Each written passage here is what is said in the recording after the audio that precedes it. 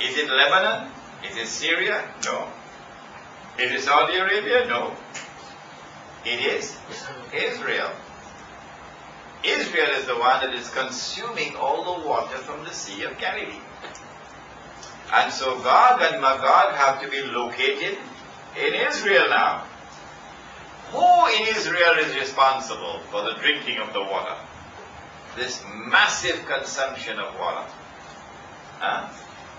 Before we can identify who is responsible, we have to ask, who is using that water? Where is the water being used?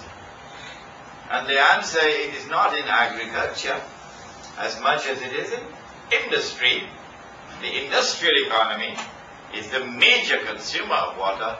And secondly, the policy of making the deserts green. If you want to make a desert green, you better have a lot of water. Now, who is responsible for the industrial economy in Egypt, in Israel? Who is responsible for the policy of making the deserts green? The answer is the government of Israel. Who are the government of Israel? The answer is the European Jew, not Banu Israel.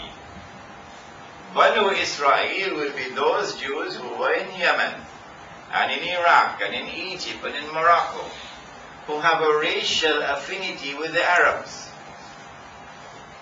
Banu Israel would not be European Jews. And so now it is plain and clear from this hadith that as they pass by the Sea of Galilee, they drink the water, that Gog and Magog are essentially located originally amongst the European Jews of the Khaybar tribe. There's a very interesting book that I like to recommend to you to read. It's called The 13th Tribe. The 13th Tribe. On the internet, you can read the whole thing on the internet. Maybe perhaps use www.13tribe.com. You might find it. Okay. Having identified Gog and Magog, we are now able to understand that it is Europe which is responsible for bringing the Jews back to the Holy Land. But it is a Europe that is the civilization of Gog and Magog. You cannot defeat that civilization. It is a civilization which is constantly expanding, creating carbon copies of itself all around the world. So you have Chinese Gog and Magog now. You have Japanese Gog and Magog now. You have Pakistani Gog, plenty Pakistani Gog and Magog now. You got African Gogs and Magog now. Wherever in the world power now exists, power is now in the hands of the children of Gog and Magog. Around the world. Anytime power is in the hands of those who have righteousness and faith, they will be destroyed. They will not be allowed to keep power. You cannot be a man of faith, and you cannot be righteous in your conduct, and still maintain power in the world. When Gog and Magog are released, they'll sweep you away. And so you cannot establish Islam as state.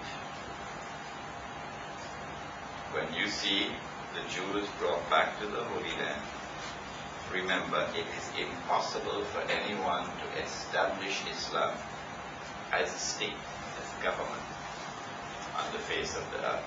You'll be destroyed. You can establish Islam in the periphery, but not in the center. And that Islam will be tolerated so long as it does not threaten the center. When Gog and Magog are released, and the Jews are brought back to the Holy Land, then the awesome drama is now before your eyes. That drama is that the world will give the appearance as though this is the end of history. That there is nothing that could possibly replace those who now control the world. Arnold Toynbee, when he wrote Civilization on Trial in the 1940s, I think, Arnold Toynbee came to that conclusion. that Western civilization has come to stay. All previous civilizations are now footnotes of history, including Islamic civilization. They are now moribund. And there is nothing to say, nothing that can come to replace Western civilization to rule over the world. That was his conclusion. Some 50, 60 years later, Francis Fukuyama wrote The End of History. And Fukuyama came to the same conclusion. The reason is because this is Gog and Magog, and there's nothing which can destroy them. But will they last forever? Will those who control the world today continue to control the world forever? The answer is located in the events which we now describe in greater detail than we could do last night. We spoke yesterday about Dajjal, that he has to deceive the Jews into believing that he is the true Messiah, when in fact he's a false Messiah. So he has to impersonate the Messiah. Let me do this very rapidly for you now. Since the true Messiah has to rule the world from Jerusalem, the false Messiah has to do the same thing. In order for him to rule the world from Jerusalem, the false Messiah will, number one, have to liberate the Holy Land. That was done in 1990. Already accomplished.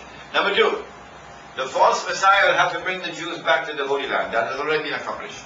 Gog and Magog did that between 1919 and 1948. Number three, the false Messiah will have to establish a state of Israel in the Holy Land and get the Jews to be convinced that this is the Israel of David and of Solomon. May Allah's blessing be upon them both. This has already been accomplished in 1948. The false Messiah will have to get that state of Israel to become the ruling state in the world, and that's why you had September the 11th. September the 11th was meant to be the catalyst which will deliver to Israel the status as the ruling state in the world. The one thing that went wrong on September the 11th for them was that George Bush was not killed. Yes, because life and death is not in the hands of the Israeli Mossad. Life and death is in the hands of the God of Abraham. And so Mr. Bush is still alive. But September the 11th was meant to be the catalyst which will eventually deliver to Israel the status of the ruling state in the world. In order for Israel to become the ruling state in the world, Israel has to wage a big war, which will deliver to Israel the boundaries, the territory which is mentioned in the Torah, that the Holy Land extends from the river of Egypt to the river Euphrates.